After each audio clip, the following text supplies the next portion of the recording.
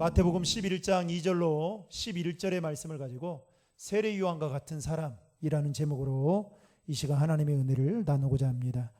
어떻게 식사 맛있게 하셨어요? 네. 교회밥은 늘 먹을 때마다 기분이 절로 좋아지는 것 같습니다.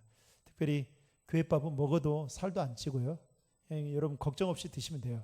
살도 안 찌고 그리고 키도 쭉쭉 큽니다.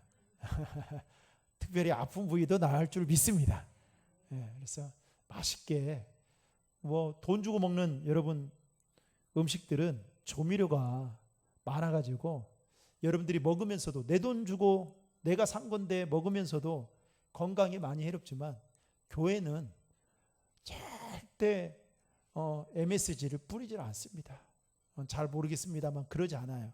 그래서 여러분들이 믿고 건강 음식이다 생각하고 맛있게 드시고 또 이렇게 오후 찬양 예배에 오시면 될 것 같습니다. 오늘 본문에 등장하는 세례 요한은 예수님과 동시대의 사람으로 당시 이스라엘은 로마 제국의 식민지 상태로 유대 헤롯 왕은 로마 황제에게 뇌물을 주고 그리고 아부하고 왕위를 받아서 갈릴리 지역을 다스리고 있던 때였습니다. 게다가 로마 황제가 파송한 총독이 이스라엘을 다스리면서 백성들에게 막대한 세금을 걷어들여 로마 황제에게 바치던 그런 때였죠.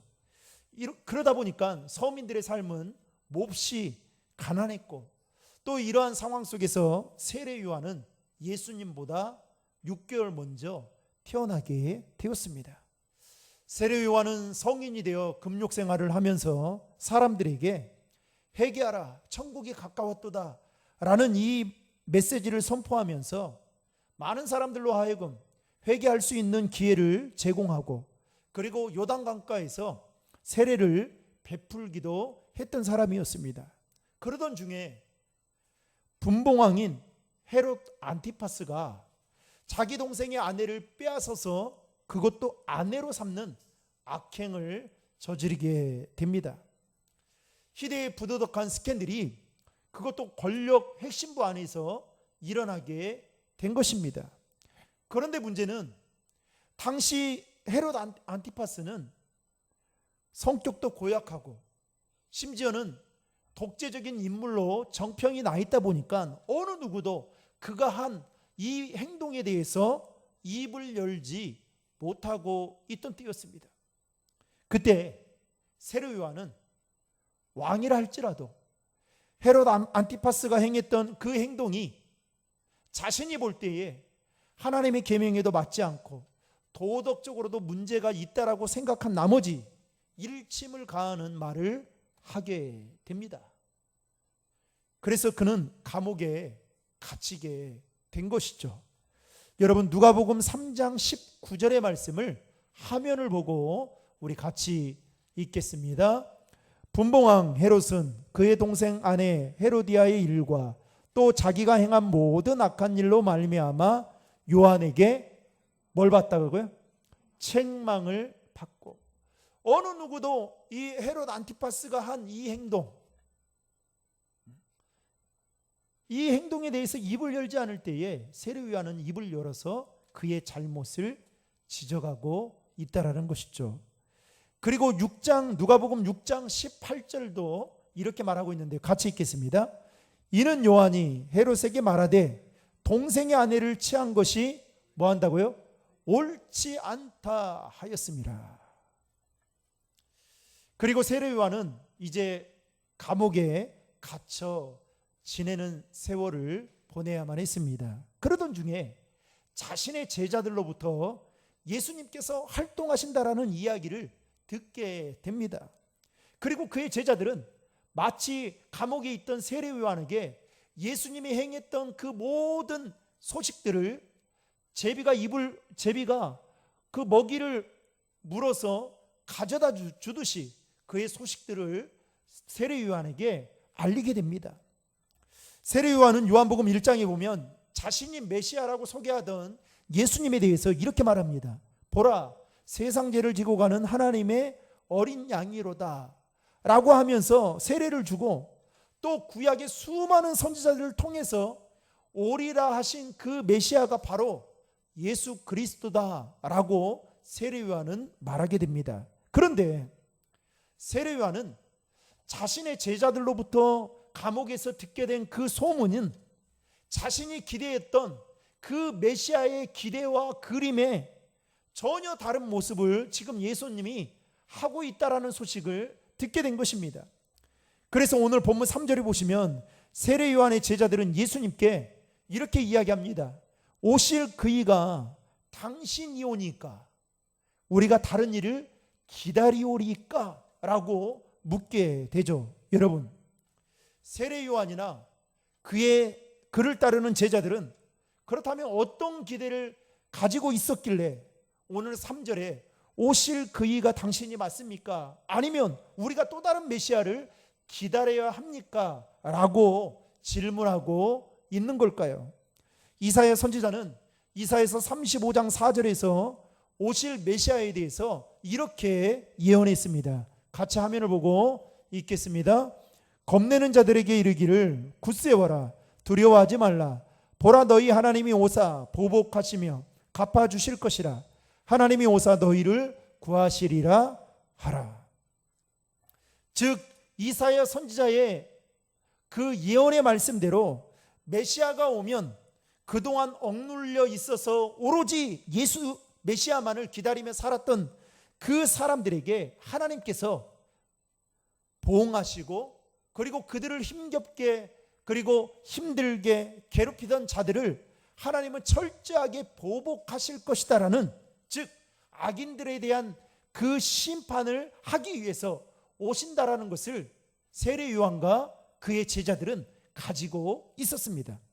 게다가 이사야서 35장 5절과 6절 말씀에 보면 메시아가 오게 되면 하나님의 나라가 임했다라는 상징성으로서 이러한 일들이 일어난다라고 말을 하고 있는데요. 여러분, 35장 5절 6절 말씀을 화면을 보고 같이 읽겠습니다.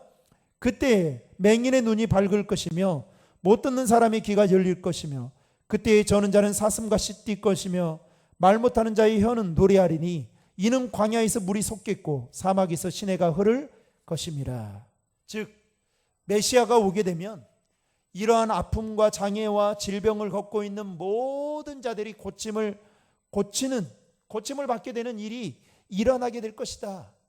이것은 단순히 예수님이 그 일을 위해서 메시아로 오신다라는 측면보다는 메시아인 하나님의 나라가 도래하게 될 때에 이 땅 가운데 일어나는 그런 일들에 대한 상징성을 말해주고 있는 겁니다. 그런데 세례 요한이 감옥에 갇혀서 그의 제자들을 통해서 듣게 된 그 예수님에 대한 소식은 순전히 이런 거였습니다.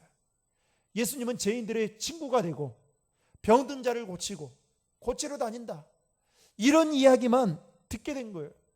그러면서 세례 요한이 어떤 생각이 갖게 됐냐면, 내가 기다리는 메시아상, 내가 바라고 있는 이 메시아의 그 이미지와 그림이 제자들로부터 듣는 그 예수님에 대한 소식과 전혀 맞지 않는다는 것을 보면서 의구심을 갖게 됩니다. 여러분, 4절과 5절의 말씀을, 오늘 본문 4절과 5절의 말씀을 화면을 보고 같이 읽겠습니다. 예수께서 대답하여 이르시되 너희가 가서 듣고 보는 것을 요한에게 알리되 맹인이 보며 못 걷는 사람이 걸으며 나병한 자가 깨끗함을 받으며 못 듣는 자가 들으며 죽은 자가 살아나며 가난한 자에게 복음이 전파된다 하라. 지금 예수님이 세례 요한이 보낸 그의 제자들에게 뭐라고 말하면 이렇게 말하고 있는 거예요.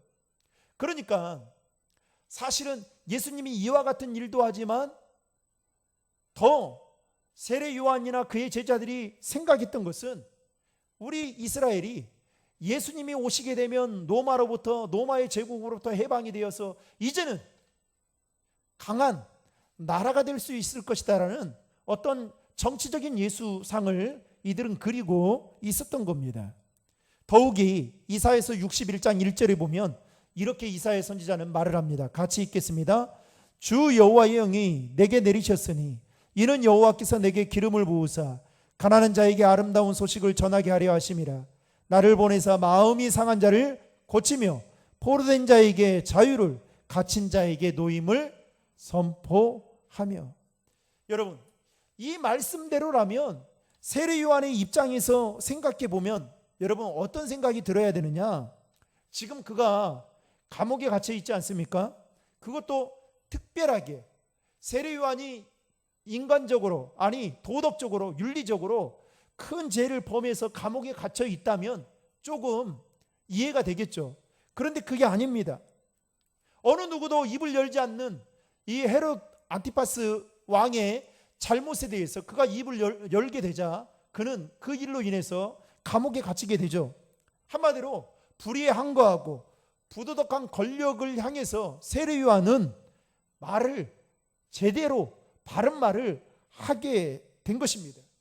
그런데 감옥에 갇혀서 이제는 그 감옥에서 언제 나올지 모르는 그런 상황 속에서 세례 요한은 하루하루를 보내고 있었던 것이죠. 그렇다면 세례 요한에게 기쁨의 소식, 세례 요한을 위로할 수 있는 기쁨의 소식들은 무엇이 되어야 될까요? 그의 제자들을 통해서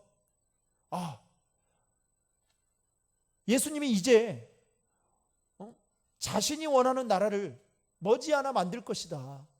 그리고 그 힘을 모아가고 있는 중이다. 예수님의 세력이 점점 확장되어 가고 있다. 이런 말들을 들어야 되는데 문제는 뭐예요? 맹인을 보면 못 걷는 사람을 걸으며 병자들을 치유하는데 예수님이 시간을 보내고 있다라는 이 소식을 들으니까 세례 요한 입장에서는 어떤 생각이 듭니까? 예수님이 너무나도 한가하게 지금 시간을 보내고 있는 건 아닌가?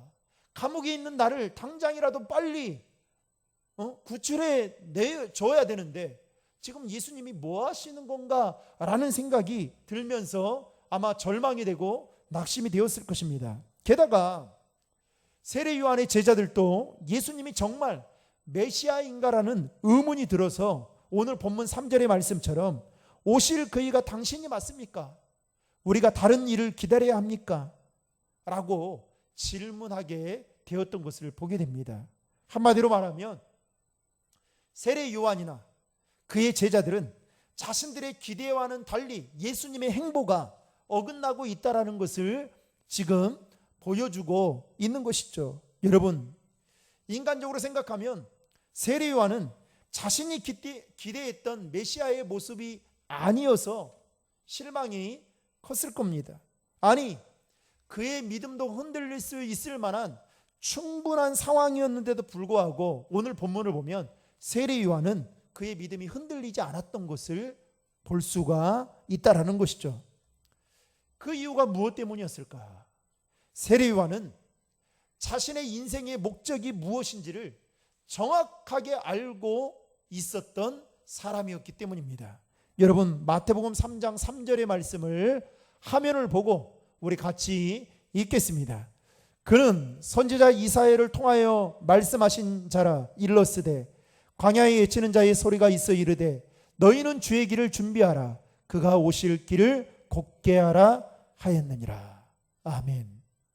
세례 요한은 자신의 인생의 목적이 곧 이 땅에 오실 그 메시아를 위해서 주의 길을 준비하고 그가 걸어가는 그 길을 곧게 하는 일이야말로 자신의 사명이자 자신의 삶의 목적이다라는 것을 잘 알고 있었다라는 것입니다. 여러분, 세례 요한이 가졌던 기대나 생각을 우리도 가질 수가 충분히 있겠죠. 왜냐하면 우리의 삶에 일어나는 비슷한 현상들이 있기 때문에 그렇습니다. 예를 들어 볼까요? 지금 이 코로나19로 인해서 거의 한 2년 반 넘게 지금 얼마나 우리가 여러 가지로 고통을 받고 있습니까? 아니, 소상공인들, 청년들, 그리고 여러분들의 삶의 자리가 정말 얼마나 힘들고 그리고 어려운 시간들을 보내고 있습니까? 연일 요즘에는 뉴스를 틀면 나오는 소식들이 우리의 마음을 불안하게 만드는 소식들로 가득 차 있습니다. 금리를 올린다느니, 인플레이션 때문에 치솟는 그 물가 상승으로 전 세계가 고통을 받고 있습니다. 미국도 그 물가 상승을 어떻게든 잡아보려고 하는데 잡히질 않습니다. 여러분 요즘에는요 10,000원 주면 여러분 빵집 한번 가보세요. 이 곡물값이 얼마나 올랐던지 여러분 빵집 한번 가보세요. 어떻게 이렇게 삽니까? 그렇다고 여러분들이 다니는 직장에 물가 상승을 계산해서 여러분들 월급을 뭐 올려주는 것도 아니잖아요. 그렇죠? 그 얼마나 힘들겠냐고요. 오늘 재직회를 하면서 그래도 제 마음속에 우리 성도님들이 참 고생을 많이 하구나. 하나님 앞에 헌신을 많이 하구나 라는 생각이 들었어요. 특별히 이제 주정원금은 우리가 예상치보다 상당히 좀 많이 나왔는데 그걸 보면서 사실 해도 되고 안 해도 되고 그렇잖아요. 그런데 여러분들이 그렇게 교회에 나와주시는 것만으로도, 예배를 드리는 것만으로도 사실 목회자들에게는 큰 힘이 되는데 그것도 부족해서 여러분들이 11조도 드리고 각종 예물들을 여러분들이 하나님 앞에 드리고 있지 않습니까? 그런데 그만큼 드린다고 정말 그 다음날 여러분들의 삶에 그것보다 더 보너스로 하나님이 채워주시면 얼마나 좋겠어요. 그런데 그러지 않을 때가 있잖아요. 이렇게 힘든 시간들을 보내고 있을 때 하나님께서 우리의 삶에 그야말로 실제적이고 말로만이 아니라 실제적이고 현실적인 삶에 진짜 찾아오셔서 우리의 가정 형편을 돌아보고 우리 교회를 좀 돌아보고 그래서 어려운 문제들이 있으면 다 거두어 가시고 그 일을 통해서 하나님의 살아계심을 직접 우리가 느낄 수 있도록 경험시켜 주시고 또 하나님이 이 일을 통해서 너를 사랑한다 라는 것을 확실히 보여주면 믿을 수 있겠건만 마치 하나님은 계속 우리의 삶에 간섭도 하지 않는 것 같고 침묵만 하시는 것 같고 때로는 방관자처럼 느껴지는 그런 하나님이 야속하게 느껴질 때가 있지 않습니까? 내가 생각하는 이 예수님의 하나님의 모습이 내 삶 속에서 전혀 나타나 보이지 않는 거예요.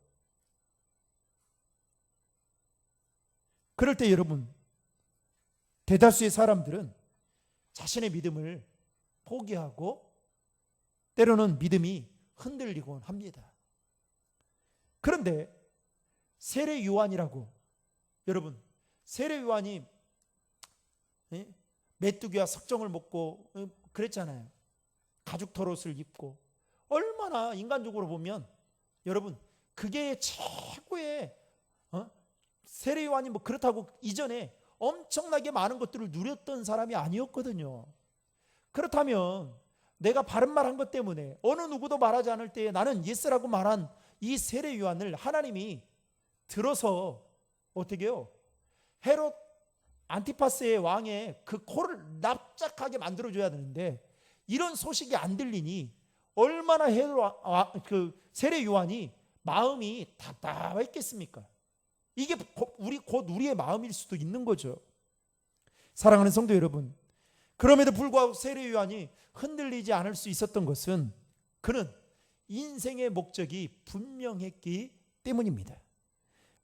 그렇다고 한다면 예수 믿는 우리들도 여러분 인생의 목적이 무엇인지 내가 인생의 목적을 무엇에 두고 살아가고 있는지 점검해 볼 필요가 있다라는 것이죠. 이 땅에 살아가는 예수 믿는 사람들의 궁극적인 목적은 마태복음 6장 33절에 있는 말씀처럼 너희는 먼저 뭐예요? 그의 나라와 그의 의를 구하라. 그 다음에 뭐라고 말합니까? 그리하면 이 모든 것을 너희에게 더하시리라. 근데 우리는 그 앞에 것은 딱 빼고 이 모든 것을 너희에게 더한다. 사실은 그 앞에 우리가 행해야 될 일이 있는데 이걸 잃어버리고 살 때가 있습니다.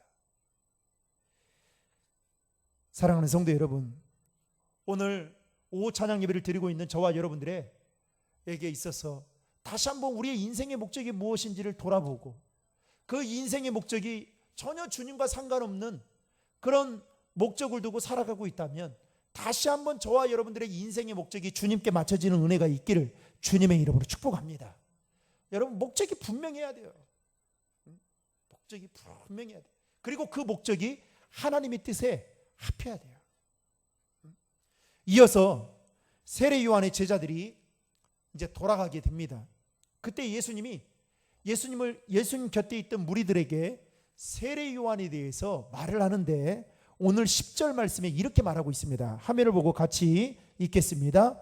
기록된 바 보라, 내가 내 사자를 내 앞에 보내노니 그가 내 길을 내 앞에서 준비하리라 하신 것이 이 사람에 대한 말씀이니라. 지금 예수님이 무리들에게 세례 요한에 대해서 극찬을 하는 말씀을 하는데도 불구하고 그의 인생의 목적을 이야기를 하고 있습니다. 그게 뭡니까? 그가 내 길을 준비하는 사람이다 라는 것을 말하고 있는 것이죠.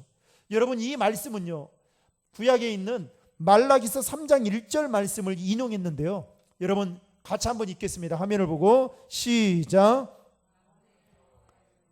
보라, 내가 내 사자를 보내리니 그가 내 앞에서 길을 준비할 것이요 또 너희가 구하는 바 주가 갑자기 그의 성전에 임하시니 곧 너희가 사모하는 바 언약의 사자가 임하실 것이라. 여기서 내 사자라는 것은 누구를 가리키느냐? 오늘 본문에 나오는 세례 요한을 가리키고 있습니다. 그리고 오늘 본문 14절에 나오는 오리라 한 엘리야가 곧 이 사람이니라 라는 말씀은 여기서 엘리야도 세례 요한을 가리키고 있습니다. 그러니까 세례 요한은 철저하게 예수님보다 6개월 먼저 태어났지만 그의 인생의 그 사명, 하나님이 그에게 준 사명은 바로 오실 메시아에 대한 그 길을 예비하는 것, 준비하는 것. 많은 사람들이 세상으로 가 있던 그 시선을 세례 요한을 통해서 다시금 그 시선이 주님께로 맞춰지도록 하는데 그의 사명과 그의 인생의 목적이 있었다라는 것입니다. 그래서 여러분, 저와 여러분들의 삶을 통해서 드러나고 나타나야 할 우리의 삶의 주인공은 바로 예수 그리스도이심을 믿으시기 바랍니다. 우리 인간적인 모습은 싹 빼야 돼요. 그런데 오늘도 보니까 어떤 교회 창립 기념주일 50주년 맞아가지고 몇 교회가 이렇게 예배를 드리더라고요. 그러면서 막 설교를 그 원로 목사님이 하시면서 그 교회를 위해서 수고한 사람들을 막 이렇게 세우는 거예요. 근데 제가 그 순간 그분들의 수고를 제가 다 모르지만 정말 수고를 많이 했겠다라는 것은 알아요. 그런데 무슨 생각이 든지 아세요? 이거 아닌데 라는 생각이 들었어요. 여러분, 사람이 영광을 다 받으면요 천국에 가서 영광 받을 게 없습니다. 저는 이 양쪽 그런 교회들을 다 섬겨봤어요.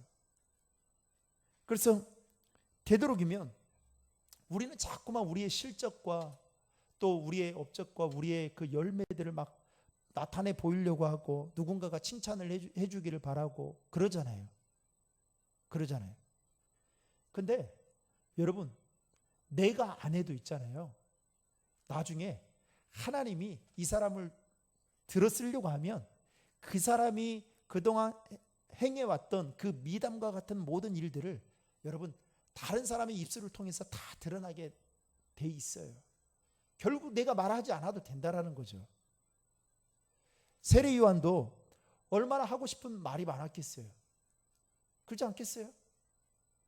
그런데 그는 광야에 외치는 자의 소리에 불과했던 자였습니다. 그의 외침 속에는 예수 그리스도가 드러나게 된 것이었습니다. 그래서 예수님은 내가 내 사자를 보내서 그가 내 앞에서 길을 준비한다. 그 사자가 바로 세례 요한이었던 것입니다. 더욱이 오늘 본문 11절에도 보시면 화면을 같이 보고 같이 읽겠습니다. 내가 진실로 너희에게 말하노니 여자가 낳은 자 중에 세례 요한보다 큰 이가 일어남이 없도다. 그러나 천국에서는 극히 작은 자라도 그보다 크니라. 선지자 중에 세례 요한보다 더 큰 사람이 없고 여인이 낳은 사람 중에 세례 요한보다 위대한 자가 없다라고 예수님은 칭찬을 뛰어넘어 극찬을 하고 있는 것을 보게 됩니다.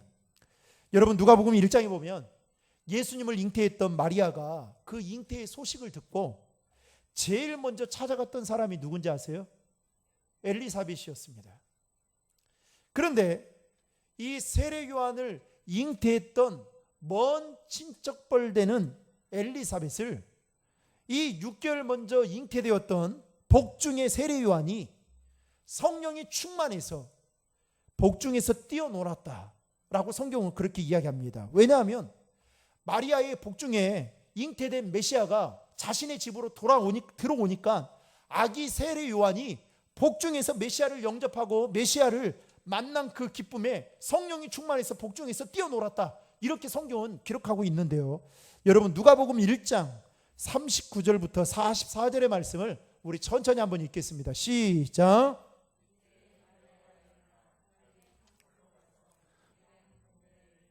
사가랴의 집에 들어가 엘리사벳에게 문안하니 엘리사벳이 마리아가 문안함을 들으매 아이가 복중에서 뛰노는지라. 엘리사벳이 성령의 충만함을 받아 큰 소리로 불러 이르되 여자 중에 내가 복이 있으며 내 태중의 아이도 복이 있도다. 내 주의 어머니가 내게 나아오니 이 어찌된 일인가. 보라, 내 문안하는 소리가 내 귀에 들릴 때에 아이가 내 복중에서 기쁨으로 뛰놀았도다. 아멘. 이 엄청난 은혜를 누리게 되는 겁니다.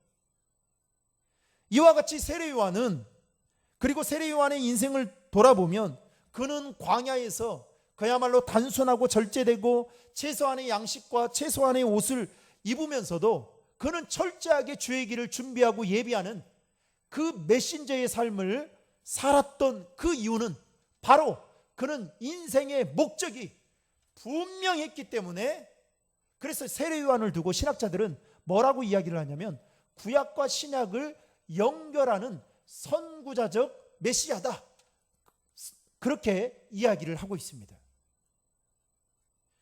인생의 목적이 뚜렷했기 때문에 세례 요한이 이 일을 감당할 수 있었던 것입니다. 그러므로 사랑하는 성도 여러분, 인생의 목적이 뚜렷한 사람은 절대로 자신이 처한 상황과 환경을 크게 바라보지 않습니다.